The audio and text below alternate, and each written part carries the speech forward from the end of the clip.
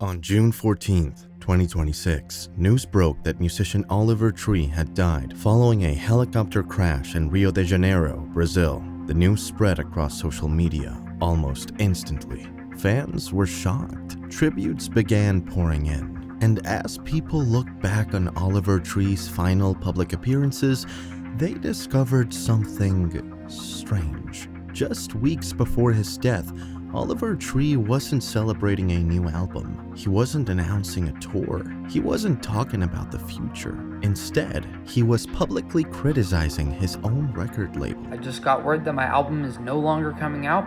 Love You Madly, Hate You Badly is officially canceled, and I'm parting ways with Atlantic Records. In a video posted online, Oliver made an announcement that stunned many of his fans. His upcoming album, Love You Madly, Hate You Badly, had been canceled. Not delayed, canceled. According to Oliver, the project wasn't canceled because the music wasn't finished. The music existed, the songs were recorded, the album was ready. The problem was something else entirely. His relationship with Atlantic Records had reportedly collapsed. Oliver claimed there was no marketing support, no digital advertising, no meaningful promotion. He even alleged that some of his songs never made it onto streaming platforms because they had not been properly processed by the label. For fans, it was difficult to understand. This wasn't an unknown artist struggling to get attention. This was Oliver Tree, an artist with hundreds of millions of streams, millions of followers, a globally recognized brand. So why would a record label stop supporting an artist who was making them money? At first glance, it sounds like a uniquely modern problem, a disagreement between one artist and one label. But the deeper you look into Oliver Tree's complaints, the more familiar they become. Because artists have been making remarkably similar accusations for decades. Michael Jackson accused Sony of trying to destroy his career. Prince compared record contracts to slavery. Drake accused his own label of working against him. Angie Stone claimed she was denied royalties she had earned. And one of the biggest music groups of the 1990s publicly revealed that despite selling millions of records, they were broke. Different artists, different labels, different generations. Yet somehow they all seem to arrive at the same conclusion. The music industry wasn't what it appeared to be. And if we want to understand why so many artists eventually end up fighting the very companies that help make them famous, we need to start with one simple question. How does a record deal actually work? Because once you understand that answer, everything else starts making sense. And nobody exposed that reality better than TLC. Today, TLC is remembered as one of the most successful girl groups in music history. Songs like Waterfalls, No Scrubs, and Creep became cultural phenomena. Their album Crazy Sexy Cool sold more than 10 million copies worldwide. They won Grammy Awards, dominated radio stations, appeared on magazine covers, and became household names. To the public, TLC represented success. The dream had come true. Millions of fans, millions of records sold, worldwide recognition. From the outside looking in, it seemed impossible that anything could be wrong. Then something happened that shocked the entire music industry. Despite all that success, TLC filed for bankruptcy. Think about that for a moment. One of the biggest groups in the world, more than 10 million albums sold, and somehow bankrupt. To fans, it made absolutely no sense. How do you sell 10 million albums and run out of money? Where did it all go? Those questions eventually led to one of the most revealing interviews in music history. We have been in this business for 5 years, and we are broke. Instead of hiding behind lawyers and publicists, TLC decided to explain exactly what happened. And what they revealed exposed a side of the music business that most fans never see. The group explained that while millions of albums had been sold, the money generated by those sales wasn't going directly into their bank accounts, because before artists start collecting profits, a long list of people get paid first. Managers, lawyers, producers, publishers, record labels, marketing teams, distributors, and that's before the artist even begins paying back the money the label spent developing them. This is where many fans discover something surprising. The large advance artists receive when signing a record deal is often not a gift. It's closer to a loan. The label gives the artist money upfront. That money pays for recording sessions, studio time, music videos, promotion, tour support, photo shoots, and everything else required to launch a career. But eventually, the label expects that money back. This process is known as recoupment, and according to many artists, it's one of the most misunderstood aspects of the music industry. Imagine a label spends millions developing an artist. Before the artist receives substantial profits, the label begins recovering those expenses. Every recording session, every music video, every marketing campaign, every promotional push, everything gets added to the bill. The artist might be famous. The artist might be selling records. The artist might be appearing on television every night. But financially, they can still be climbing out of debt. TLC publicly explained this reality. The group revealed that the percentage they earned from album sales was far smaller than most fans imagined. And when expenses were deducted, the final number looked dramatically different from the headline figures everyone saw in the media. Suddenly, the illusion began to crack. The public saw success. The artist saw contracts. The public saw wealth. The artist saw obligations. The public saw fame. The artist saw debt. And that's when a bigger question began emerging. If artists don't control the money, what exactly do they control? For some musicians, the question eventually leads somewhere even more controversial, because money isn't always the biggest issue. Ownership is. Who owns the songs? Who owns the recordings? Who controls the catalog decades into the future? And what happens when an artist wants those rights back? Those questions would eventually push some of the biggest names in music history into open conflict with the industry itself. But before Michael Jackson stood outside Sony headquarters holding a sign that read, "Sony kills music," before Drake accused his own label of working against him, before Taylor Swift re-recorded her catalog, one artist saw the problem coming long before everyone else. His name was Prince, and he was about to declare war on the music industry. By the mid-1990s, Prince had reached a point that most musicians only dream about. He had sold millions of records, filled arenas around the world, created some of the most recognizable songs in music history, and became one of the most influential artists on the planet. From the outside, it looked like Prince had everything: money, fame, success, creative freedom. But behind the scenes, Prince had become increasingly frustrated, not because his music wasn't successful, because he felt trapped. The problem wasn't popularity. The problem was ownership. Like many artists before him, Prince had signed a record deal early in his career. At the time, it seemed like the perfect opportunity. The label would finance his albums, promote his music, distribute his records across the world, and help turn him into a superstar, which they did. But as Prince's career grew, he began realizing something that bothered him deeply. The label owned the master recordings to much of his music. That meant they controlled how those recordings were used, when they were released, and most importantly, who profited from them. For Prince, this became a fundamental issue. The music came from his imagination, his creativity, his talent. Yet someone else owned the final product. The more successful he became, the more frustrated he grew, and eventually he stopped hiding it. In 1993, Prince made one of the most shocking decisions in music history. He abandoned his own name. Instead of being known as Prince, he adopted an unpronounceable symbol. The move confused fans, it confused journalists, and it confused the music industry.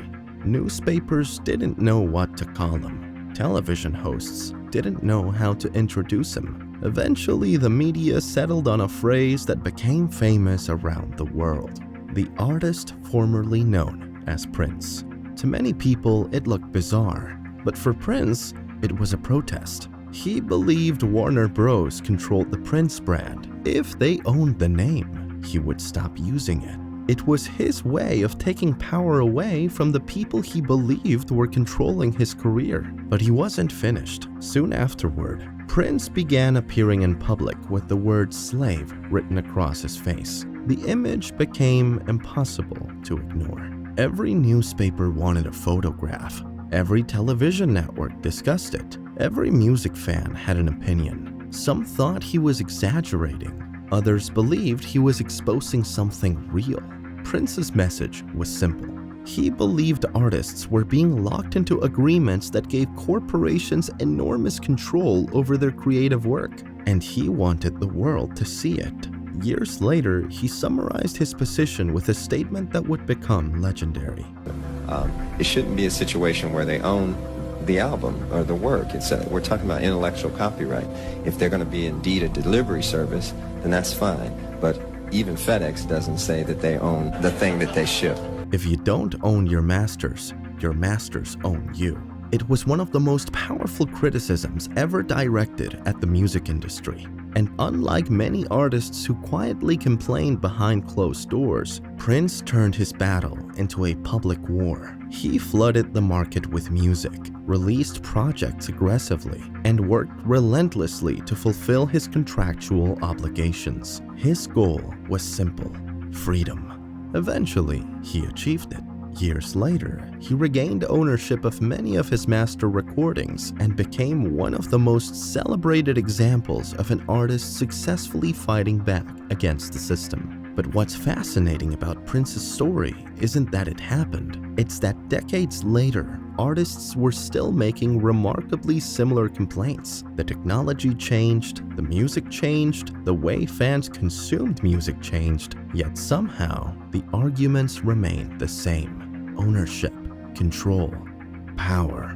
And nowhere is that more obvious than in one of the biggest music controversies of the modern era: Drake versus the Machine. In 2024, hip-hop experienced one of the most explosive feuds in modern music history: Drake versus Kendrick Lamar. What started as a lyrical battle quickly became a cultural event. Every response generated headlines. Every diss track dominated social media. Every move was analyzed by millions of fans. For months, the music industry seemed completely consumed by the rivalry. Then came Kendrick Lamar's song, Not Like Us. The record exploded. Streaming numbers surged. Social media embraced it. Radio stations played it constantly. It quickly became one of the biggest records in the world. And according to public opinion, Kendrick had won. At least that was the narrative most people accepted.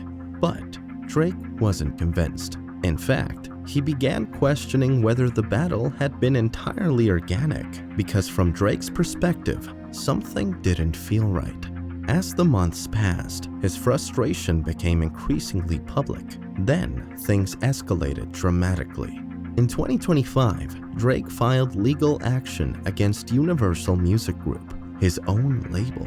The allegations immediately grabbed headlines. According to Drake, powerful forces inside the industry had helped shape public perception during the feud. His claims included accusations involving artificial promotion, influencer campaigns, streaming manipulation, and coordinated efforts designed to amplify the success of Not Like Us. Drake believed the situation went far beyond a rap battle. He believed the industry itself had chosen a side. Why would a label do that? According to Drake's theory, timing was everything. Contract negotiations were approaching. His leverage mattered. His public image mattered. And if his brand became weaker, his negotiating position could become weaker as well.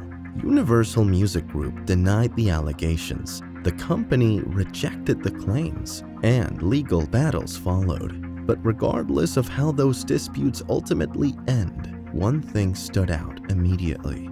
Drake's complaints sounded strangely familiar, because decades earlier, Another global superstar had accused his own label of working against him, and Drake seemed fully aware of that connection. During the rollout of his Iceman project, Drake began using imagery directly associated with Michael Jackson, most notably Michael Jackson's famous crystal glove. For casual observers, it looked like a tribute. For others, it looked like something much deeper. A message, a comparison, an attempt to place himself within a much larger story. Because Michael Jackson wasn't just a music icon, he was one of the most famous artists in history to openly declare war on his own label. And according to Drake, the same battle might still be happening today. Different artist, different decade, different label, but perhaps the same underlying conflict. Which brings us to one of the most controversial moments in music industry history. On July 6th, 2002, Michael Jackson stood outside Sony Music headquarters in New York City, holding a sign that read, "Sony kills music." And what happened next would send shockwaves through the entertainment industry. On July 6th, 2002, one of the most famous entertainers in human history stood outside Sony Music headquarters in New York City and publicly declared war on his own record label. Sony, being the artist that I am, at Sony, I've generated several $1 billion for Sony. They never thought that this performer, myself, would outthink them.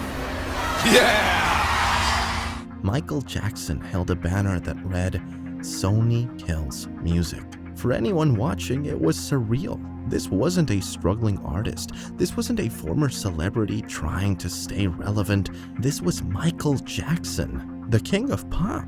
A man who had sold hundreds of millions of records. A man whose influence stretched across every corner of the globe. And yet there he was, standing outside the headquarters of one of the most powerful companies in the music industry, accusing them of corruption. Michael called Sony executives phonies. He called them racists. He specifically targeted Sony Music chairman Tommy Mottola, and he claimed the company was actively working against him. To many observers, the situation made no sense. Why would Sony sabotage Michael Jackson? He was one of the most profitable artists in history. Surely, both sides benefited from his success.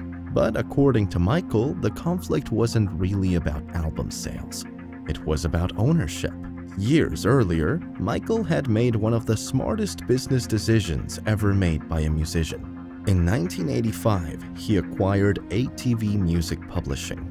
The catalog contained thousands of songs, including publishing rights associated with many Beatles compositions. At the time, many people thought Michael was crazy for spending so much money on publishing. But over time, the value of the catalog exploded. What looked like an expensive purchase eventually became one of the most valuable assets in the entertainment industry. Michael understood something many artists didn't. Hit songs come and go. Ownership lasts forever. Every time a song is played, licensed, used in a movie, used in a commercial, used in a television show, money flows back to the owner. And Michael owned one of the most valuable collections of music rights on earth. According to Michael, that ownership made him a target. He claimed Sony repeatedly wanted control of the catalog. He claimed they offered large sums of money, and he repeatedly refused. Then came Invincible. Released in 2001, it was one of the most expensive albums ever produced. Michael reportedly invested years of work into the project. The expectations were enormous. But after release, Michael became convinced Sony wasn't supporting the album properly. He argued the company wasn't promoting it aggressively enough. He believed they were intentionally limiting its success, and that belief would eventually become the foundation of his public war with Sony. Michael's argument was simple. If Invincible failed commercially, he would lose leverage. If he lost leverage, he would become financially vulnerable. And if he became financially vulnerable, he might eventually be forced to sell the one thing Sony wanted most, the catalog. Sony denied wrongdoing. The company rejected Michael's allegations, but Michael never changed his position. For the remainder of his life, he continued speaking about ownership, corporate power, and the way major corporations treated artists. To him, the issue wasn't music, it was control. Who owns the assets? Who owns the catalogs? Who controls the future? And perhaps most importantly, who profits long after the artist is gone? That final point became especially haunting after Michael's death, because years later, portions of the catalog Michael spent years protecting would ultimately be sold. The very thing he fought so hard to keep eventually ended up back in corporate hands. And for many fans, it felt like the ending Michael spent years trying to prevent. Whether you agree with Michael's accusations or not, one thing is impossible to ignore. His battle wasn't really about fame. He already had that. It wasn't about money. He already had that too. It was about ownership.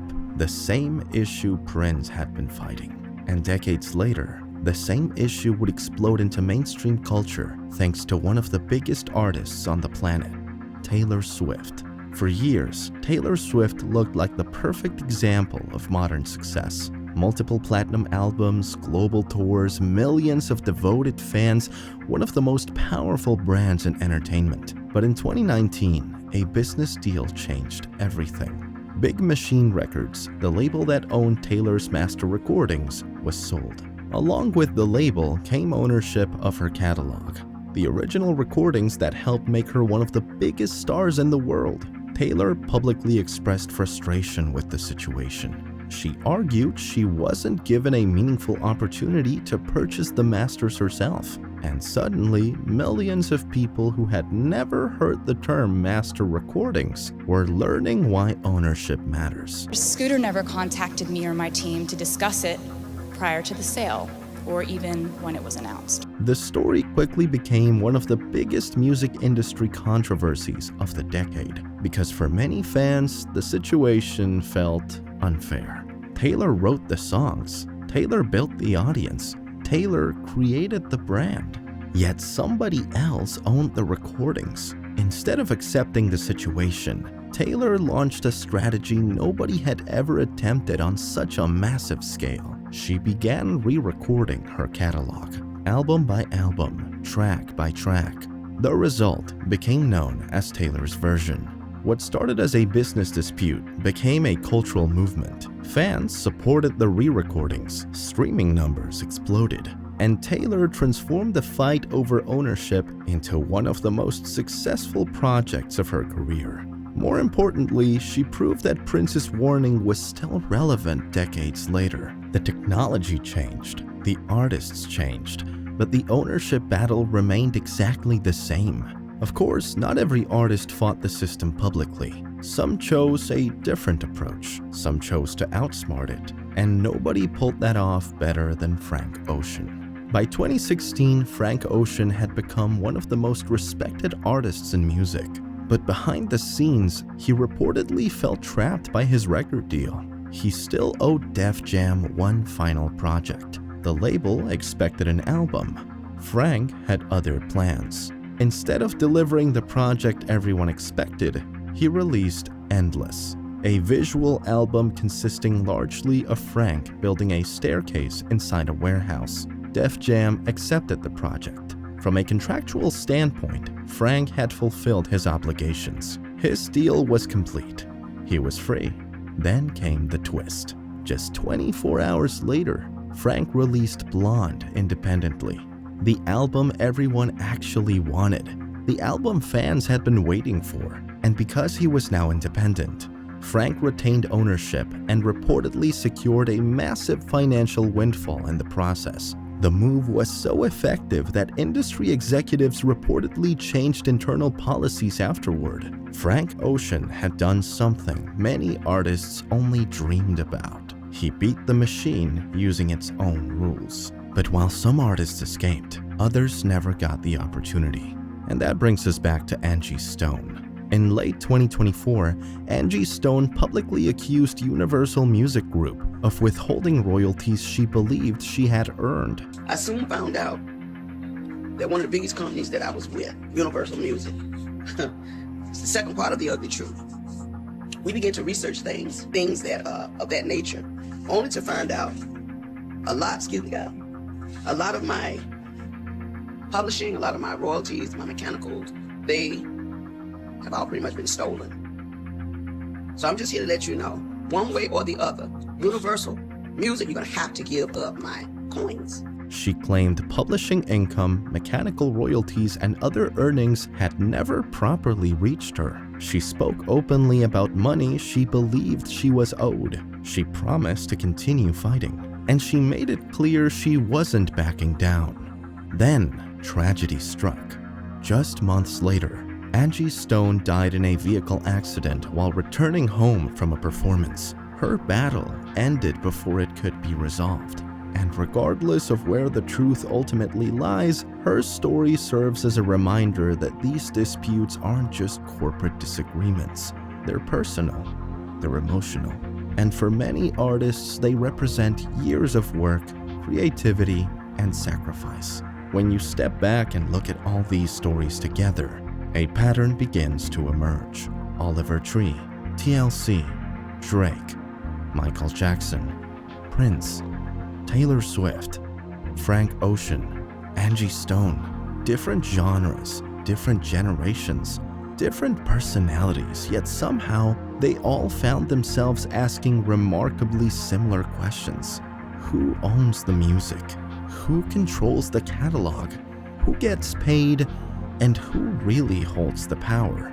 That's the question sitting at the center of the music industry. Not fame, not celebrity, not hit songs. Power. Because while the music changes, the battle remains exactly the same. The stars change, the labels change, the technology changes, but the fight never truly goes away. And perhaps that's why artists across 4 different decades keep telling the same story. They're not all fighting the same company. They're fighting the same system.